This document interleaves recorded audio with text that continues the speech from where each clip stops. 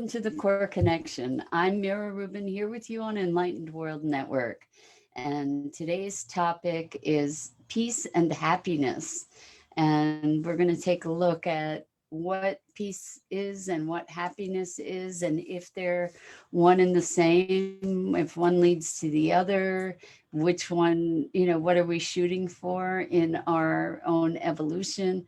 All these great questions. But before we get started, let's just take a minute or two to get settled in and present. Let's take a deep breath in through your nose and hold it. And imagine clean, crisp oxygen flooding your lungs and flowing into your bloodstream and nourishing every cell, every organ, and bringing vital life energy throughout your body and being. As you exhale, exhale any tension, any stress, any fatigue, negativity. And now let's just take another deep breath in through your nose and hold it. And this time, imagine brilliant bright light lighting you up from the inside out, illuminating and electrifying and energizing every molecule, every electron, all your cells, lighting them up from the inside out with this beautiful, vibrant glow. And as you exhale, exhale any remaining tension, stress, negativity, fatigue. And now let's just gently press our palms together and gently rub your fingers against your palms to feel that delicious sensation and to bring yourself present to the wonder of this sensual human experience, this experience of the senses that we are all graced to have together. So welcome, welcome. It's great to be with you as always. Maggie's here. She's just eating. Um, Here's her food jar. And there she is. She's very happily munching away here. I just put some new food in here for her. So she's picking out all her favorite things. And so she's happy, but is she at peace? So that's what we get to talk about today. Um, I think, I think that in my awareness of it, in thinking about peace, um, peace to me is a more steady state, a steady state of presence. It's a more neutral state than happiness. Happiness is like, if it would be, if you were looking at a chart, happiness would be a rise in energy and an expansion or an expulsion of energy, um, where where you're expending energy. And it I see happiness kind of as peaking. I don't see happiness as an ongoing sustainable state. I where when does happiness occur? And maybe this is a limitation of my conception, because I have to say that for the greater portion of my life, happiness wasn't really a conversation. I don't know if you guys are putting comments in the chat. Right now, I just want to let you know I'm not seeing any comments. Oh, and I see why. No, yeah, I don't.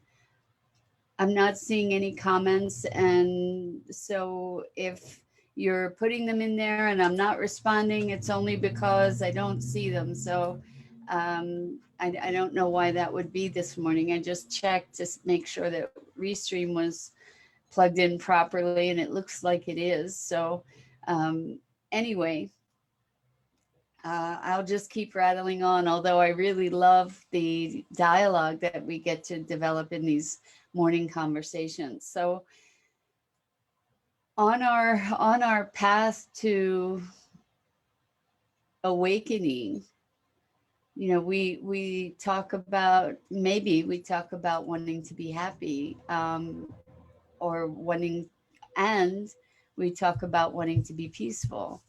And I'm not sure that that they're the same, at least in my mind, they're really not. As I said, happiness wasn't even part of my conversation for the better part of my life. And in this conversation, I'm thinking also of the word contentment and the word, um, well, that word, there's not another word right now. So contentment and happiness and, oh, bliss. So is bliss and happiness, are bliss and happiness the same? I wonder. And I think that they're different states. I now I see a comment. Good morning, Lisa. Thank you so much for commenting. Now I know that everything's working and I'm not here out in space all by myself. So wonderful to be here with you and whoever else is watching and listening. We're talking about peace and happiness. So Elaine says no. And I'm not sure what the no is for. Is it that bliss and happiness are the same, or bliss and happiness are different? Maggie, no. She's back at the plant. For you, those of you who tune in daily, you know that Maggie is the not masked marauder, just decimating this big beautiful plant that I have in. It used to be beautiful. In the window in my office here. Maggie, no. Hold on one second. She knows that I'm going to go get her. Hold on one second. And yeah, so I don't have to go far. It's just really more the thread of going to get her. But it's a night blooming cereus, and it's a really magical plant.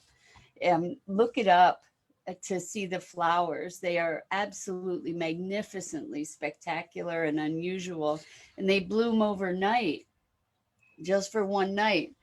Um, do you check that the plant is? I'm thinking you're saying safe. Yeah, safe. She's been eating it for a while, so it seems to be safe. She's pruned it quite thoroughly. Okay, thank you, Elaine. Bliss and happiness are not the same thing. I agree. So bliss is,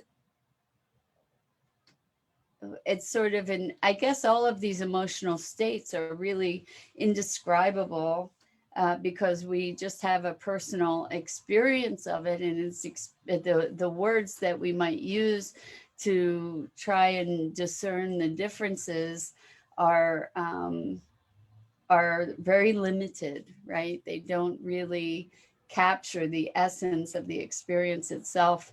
But when we're thinking about a state of bliss, there's a um,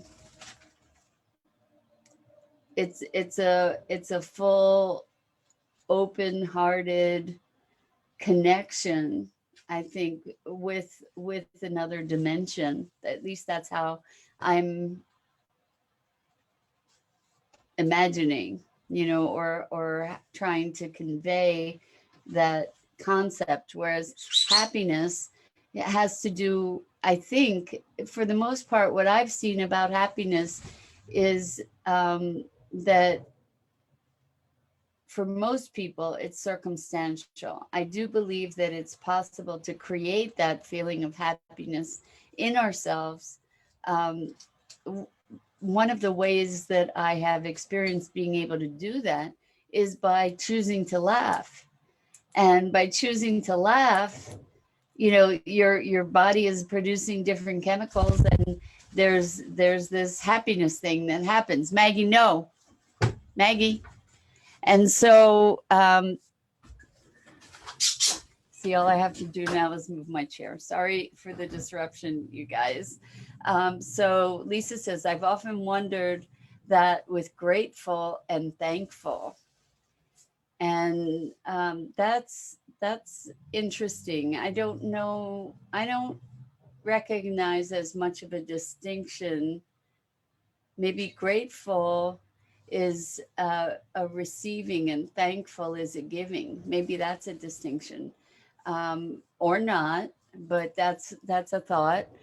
Maggie, she's so bad. She doesn't do this unless I'm online, and she knows that she can get away with it.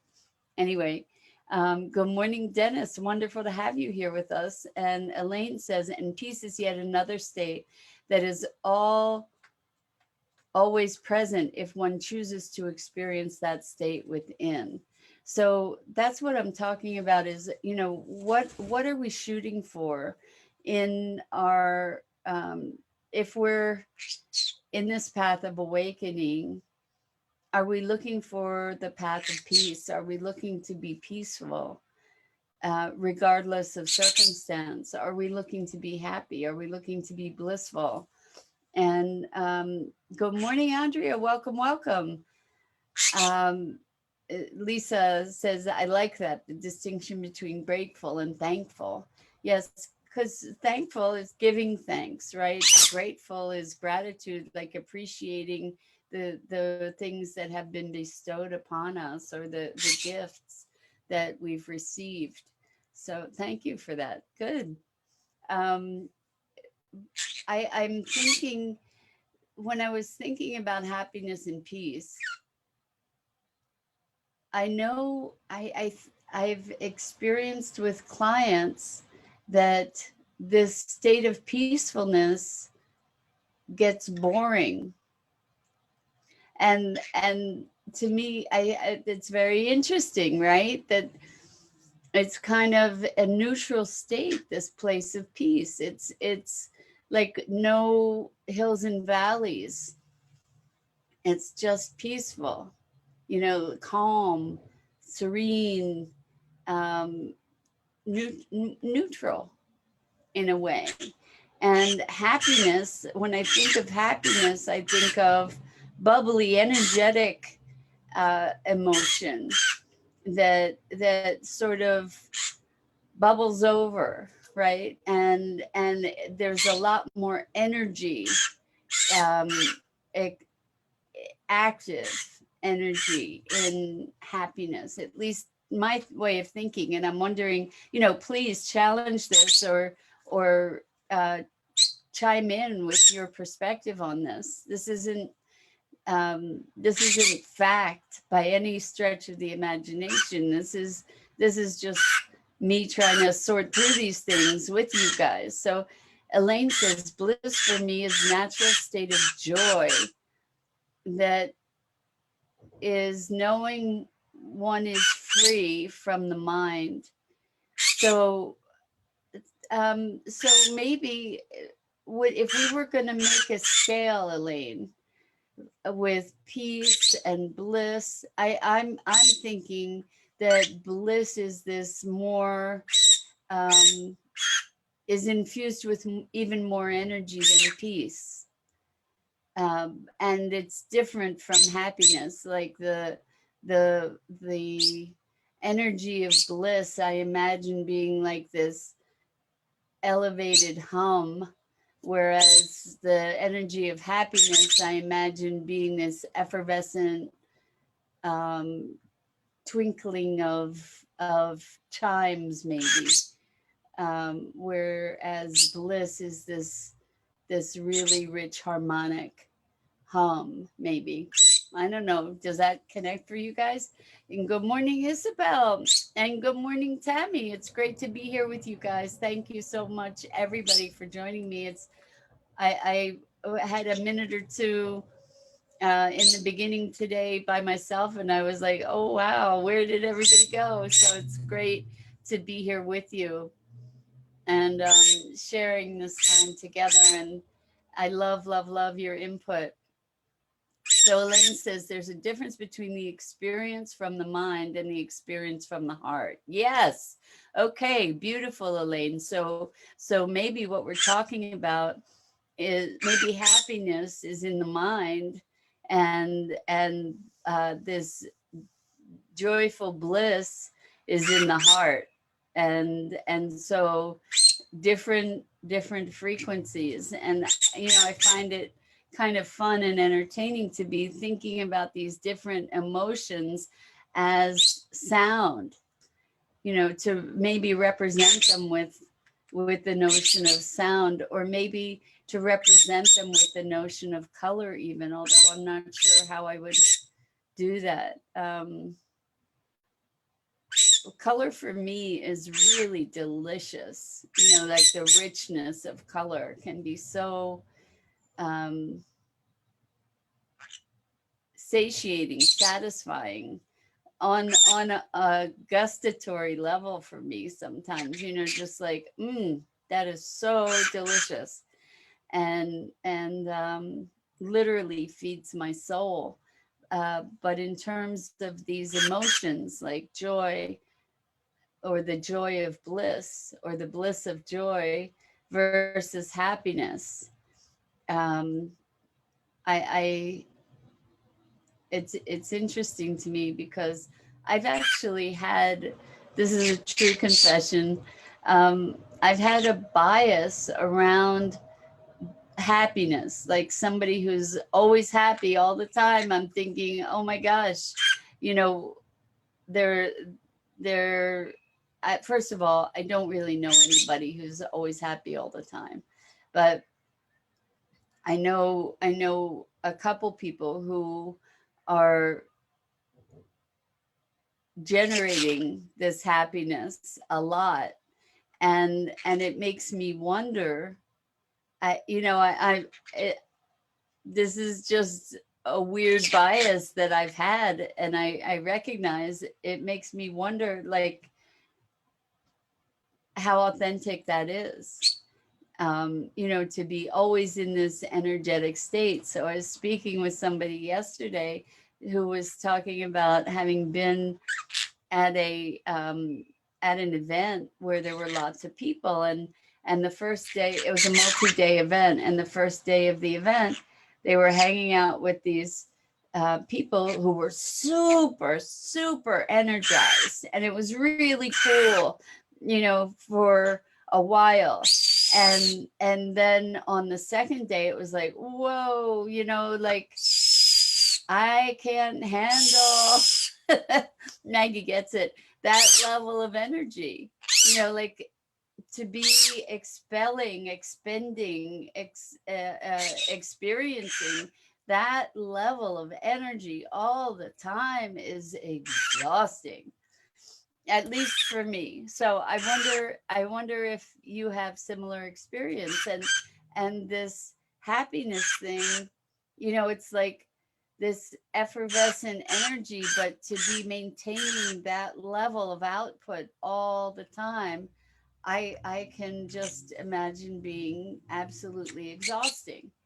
Whereas with peace, or with bliss, maybe it is the distinct, it's coming from this place of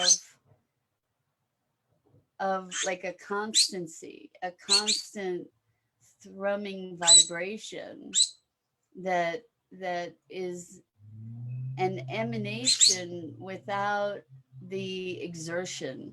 And again, this is all made up in my head. I don't know if you agree or you don't agree, but um, Rosalind says peace is calmness or stillness, like when Maggie isn't eating the plant. Happiness is joy, Maggie, and being with you at all brings me joy. That's beautiful, beautiful, Rosalind. Thank you so much for that. Um, I'm wondering if you're making, in what you're saying here, you're not really making a distinction between happiness and joy. So maybe they are one and the same for you. Um, these are concepts I'm playing with because, like I said, for most of my life, happiness wasn't even part of my vocabulary. It wasn't something on my radar. It was something quite foreign. And so Lisa says it comes from within. I agree. I agree. So um, it's really interesting because I can say that I'm peaceful, but I don't know that I would say that I'm happy. You know, I'm not unhappy, but I'm not feeling necessarily um, a persistent state of joy while I'm in that more persistent state of peace. So for me anyway, I recognize a distinction. You know, I find joyfulness in our communication.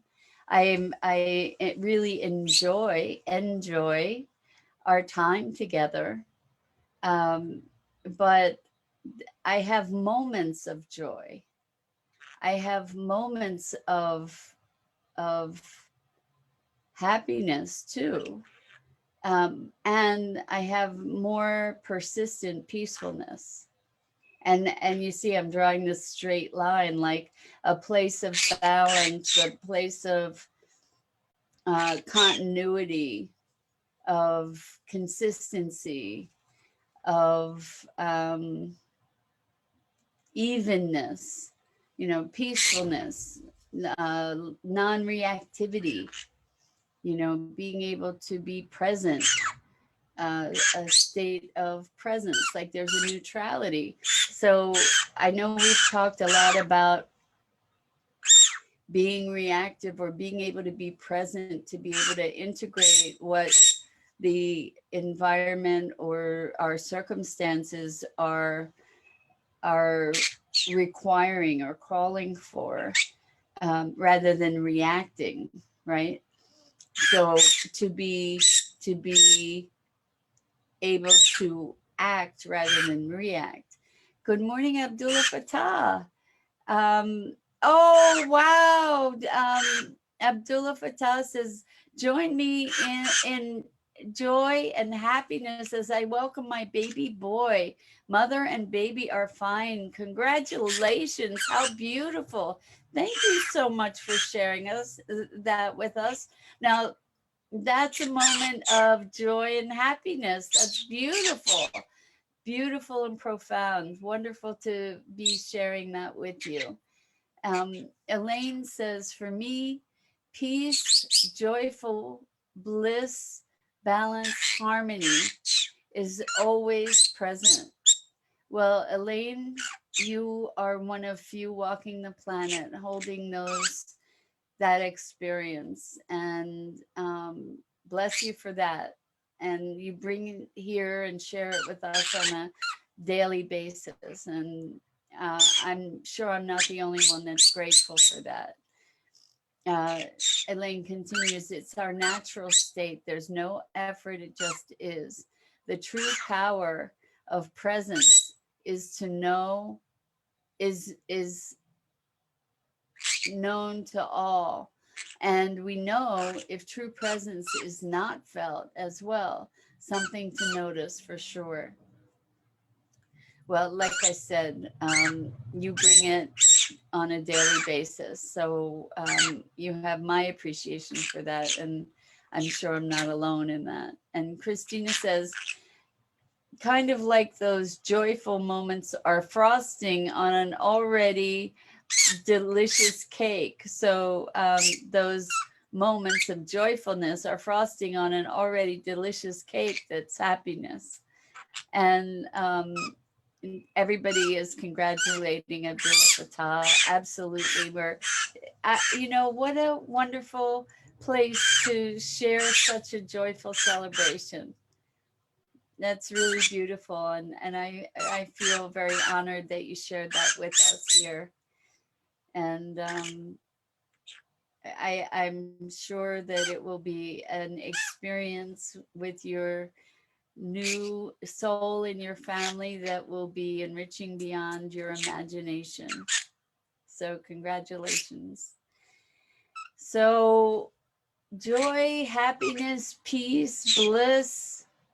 Um, I do you experience that it's possible to have peace without happiness?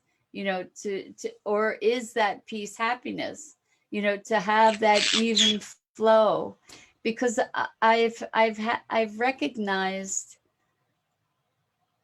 I've recognized moments in my life where I'm peaceful. You know, everything is peaceful. I'm peaceful.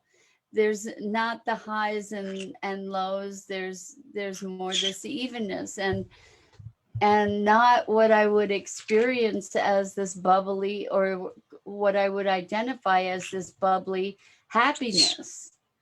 And I'm wondering if I'm unusual in that respect, you know, that I am not aware particularly that I'm happy, or and I'm not unhappy. I'm just neutral. I'm peaceful.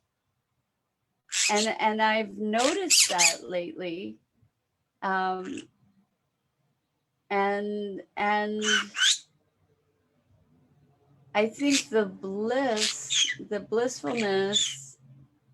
Yes. So Christina says, contentment seems more like peace for me. Yes. So, well, hmm. I wonder, are contentment and peace the same? You know, like, can we have contentment without being complacent? So, um, Elaine says, please note I started this journey at 24 and now at 61. I'm still unfolding as my heart continues to grow, to open beyond my mind. Well, Elaine, it's been a lifetime journey for you. It's been a lifetime journey for me as well. I have a few more years in it than you do, actually. But you know, I'm not in that. I couldn't say that I'm in a state of perpetual bliss and joy. You know, I can say that I have a peacefulness overall in my life um, that I certainly didn't have for for a lot of it. You know, yeah, that, like, there's this. So Rosalind says content is neutral. Content is neutral. Yes, yes. So contentment. Let me just take a sip here.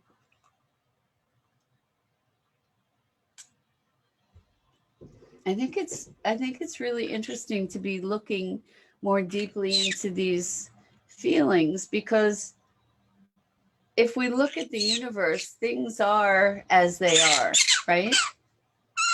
And we don't actually get to see into the truth of things due to our filters. As we evolve and awaken, those filters fall away more and more and allow us to be present.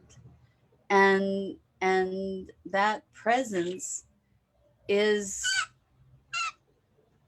is kind of neutral. It's just like, it's not, there's not good, there's not bad, there's not better, there's not worse, there's just, there's neutral, right? There is what is. And then I guess what you're talking about, Elaine, is that there's the ever presence of the connection to spirit, to the life energy, that, as I imagine that connection, the visceral experience of it is that inherent joy and bliss.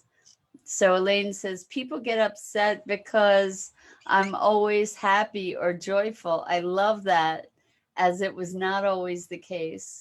Well, I think it's beautiful. I mean, you're there. Maybe there is that place where we get to be so completely present that all that's left is that vital energy of life that is experienced as that perpetual experience of joy and happiness.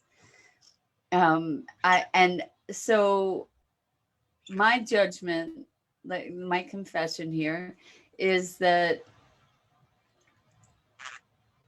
happiness, constant, a perpetual state of happiness was superficial. And I think that in certain respects, it has been like I've seen people sort of put on a happy face and it was superficial and it wasn't real. And that there's this other dimension of joyful bliss or blissful happiness that is coming from a deeply connected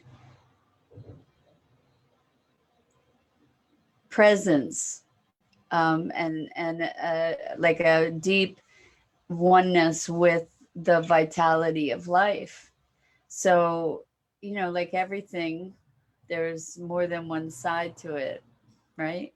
So Lisa says, I also have found peace in my life. I've learned to roll, not to fall or even break. Then I can continue to walk in my peace because I'm a survivor. I hope that makes sense. I think it does. I think it does.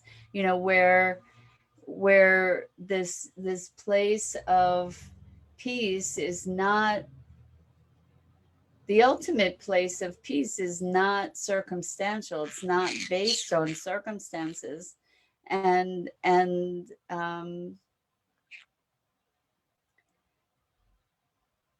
the Isabel says, yes, the vitality helps. Yes. So like the I guess if we break it down to frequency, I know in the book Power versus Force, they break down a hierarchy of emotions based on frequency. And I think that I don't know how that breaks down. I don't have it in my mind. But just the concept of breaking down these emotions based on frequency, it's pretty interesting. So I make a distinction between joy and happiness, but I don't know if it's a legitimate distinction. It occurs to me to look it up in the dictionary. Not like that's definitive, um, but let's see what it says about joy and happiness. I'm just really curious now. So let's find joy. They probably define each other, is my guess, but we'll see. Um, Hold on. I'm looking up joy, and we'll see. My phone is doing really weird. Okay, there it is. Here. So joy, the emotion of great delight or happiness. Like we said, I figured it would be used in the definition. My phone is doing some strange things. Okay, the emotion of, hold on. It's just giving me a really hard time today. How about that? I'm going to try again. And anyway, it looks like the dictionary is not making the distinction between joy and happiness. So let's see if it's going to help us out here. Um, I'll just try one more time. And let's see if it works. Okay. So, joy, here we go. The emotion of great delight or happiness caused by something exceptionally good or satisfying, keen pleasure, elation. So, joy is caused, or happiness is caused, according to this, which is really interesting. And then the second definition is a source or cause of keen pleasure or delight. That's as a noun, something someone greatly valued or appreciated. The expression or display of glad feeling festive gaiety, a state of happiness or felicity.